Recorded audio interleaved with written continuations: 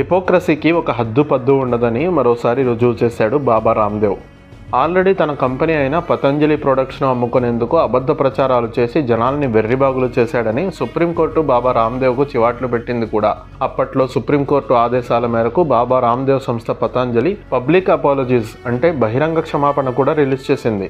ఇంత జరిగినా కుక్కతోక వంకర అన్నట్లు తన ప్రొడక్ట్స్ను అమ్ముకునేందుకు కపట కుయుక్తులు పన్నడం మానుకోవడం లేదు. దీనికి తోడు తన ప్రొడక్ట్స్కు గోమాత, గోమూత్రం వంటి సెంటిమెంట్ ట్యాగ్ ఎలాగో ఉంది. వాటి ద్వారా వీలైనంత వరకు కస్టమర్లను భావోద్వేగ కస్టమర్లుగా మార్చుకునే అవకాశాన్ని ఏనాడు వదలట్లేదు. అసలు మనం ఇప్పుడెందుకు ఈ బాబా రామ్దేవ్ గురించి మాట్లాడుకోవాలి అనుకుంటున్నారా?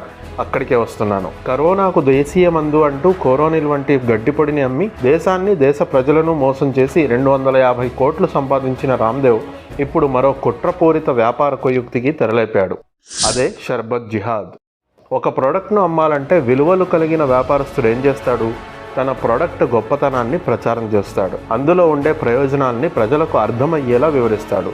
మార్కెట్లో పోటీదారులకు ధీటుగా తన ప్రోడక్ట్ను నిలబెట్టేందుకు తన కష్టాన్ని నమ్ముకుంటాడు. కానీ చీప్ ట్రిక్స్కు అలవాటు పడిన ఈ హిపోక్రటిక్ వ్యాపారస్తులకు మాత్రం ఇవేమీ వంట పట్టవు. జనాల్ని సెంటిమెంటల్ ఫూల్స్ చేసి తమ ప్రోడక్ట్ను అమ్ముకోవడం ఒక్కటే వీళ్ళకు తెలుసు. లేదు, వీళ్లకు అదే చేతనవుతుందని చెప్పాలి. సరిగ్గా ఇదే చేశాడు బాబా రామ్దేవ్. ఈ మధ్య ఈయన ఒక రీల్ చేశాడు. ఆ రీల్ తన పతంజలి సంస్థ తయారు చేసిన ఓ రోజ్ షర్బత్ గురించి.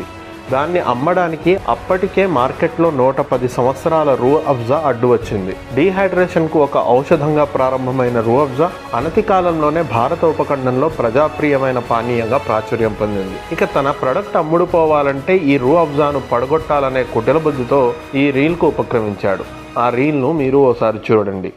वो शरबत पियेंगे तो मस्जिद और मदरसे बनेंगे और पतंजलि का गुलाब का शरबत पीते हैं आप, ये शरबत पियेंगे आप तो गुरुकुल बनेंगे, आचार्य कोलम बनेगा, पतंजलि विश्वविद्यालय, भारतीय शिक्षा बोर्ड आगे बढ़ेगा.